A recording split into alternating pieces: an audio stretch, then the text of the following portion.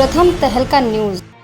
और चंडीगढ़ से इस वक्त की बड़ी खबर हम आपको बता दें। जी हां, चंडीगढ़ से इस वक्त की बड़ी खबर आ रही है। दरअसल भाजपा प्रदेशाध्यक्ष ओम प्रकाश धनखड़ का बड़ा बयान सामने आया है। आपको बता दें कि सरकार गिरने और अविश्वास प्रस्ताव लाने पर उन्होंने अपनी प्रतिक्रिया दी है। दरअसल ओम प्रकाश धनखड़ ने कहा है कि सरकार बहुत ही मजबूत है और कांग्रेस पार्टी भी अविश्वास प्रस्ताव लाने की बात पर जोर दे रही है, लेकिन बजट सत्र आ रहा है और बजट सत्र में सरकार मजबूती से सामने आएगी। इस वक्त की बड़ी खबर हम आपको बता दें जो चंडीगढ़ से आ रही है, जहां भाजपा के प्रदेशाध्यक्ष ओम प्रकाश धनखड़ का बड़ा बयान सामने आया है। दरअसल विपक्ष द्वारा लगातार जो है वो सरकार के खिलाफ अविश्वास प्रस्ताव लाने की बात कही जा रही है, जिसको लेकर ओम प्रकाश धनखड़ ने बयान दिया है और उन्होंने कहा है कि सरकार बहुत मजबूत है और कांग्रेस पार्टी जो है वो लगातार अविश्वास प्रस्ताव लाने की बात पर जोर दे रही है, लेकिन बजट सत्र आ रहा है और बजट सत्र में सरकार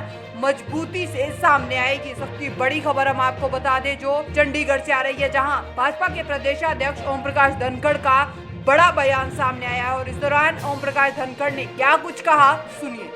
सरकार बहुत मजबूत है।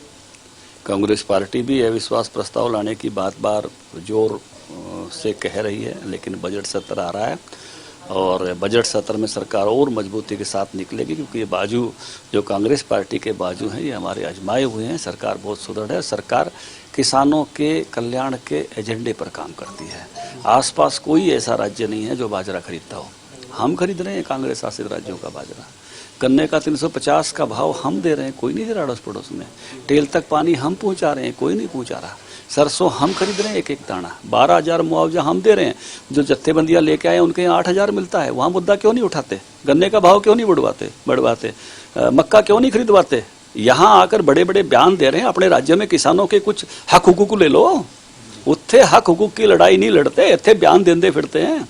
तो इसलिए ये जो जिस प्रकार का है हर एक आदमी को समझ में आता है। आज दूर नहीं है, सबको सबके राज्यों की जानकारी अड़ोस पड़ोस की कि पड़ोस में क्या आ रहा है। क्यों नहीं कांग्रेस शासित राज्य राजस्थान में बाजरा खरीदा गया? वहाँ का किसान यहाँ आके दौड़ता हुआ आ रहा था। तो ये जो किसान के हक हुकूक के मुद्दा है, ये हरियाणा में सबसे अच्छा है। किसी अड़ोस पड़ोस के राज्य में किसी में भी इतना अच्छा नहीं है और हरियाणा का किसान इसको बखूबी समझता है। जो जत्थेबंदी जो बयान दे रही है, जो राज्यपाल ने जो बयान दिया है कि एक धक्के में सरकार गिरा दो, हरियाणा वालों सहयोगियों पर दबाव बना दो। देखिए, यहाँ सहयोगी बहुत मैच्योर और बहुत मजबूत हैं। यहाँ सहयोगी ऐसे नहीं हैं कि इस प्रकार के किसी भी भाषण से या उससे प्रभावित होने वाले हों। यहाँ सबको पता है कि यहाँ किसान हित की काम सरकार कर रही है और जहाँ से एजेंडा उठा के लेके आए हैं वहाँ की सरकारें किसान हित में काम नहीं कर रही, ये सब समझते हैं। क्या राजनीतिक बात अब होने लगी है अंदर? नहीं, बिल्कुल सबको दिख रहा है कि ये प्योर पॉलिटिकल एजेंडा है, पॉलिटिकली चल रहा है।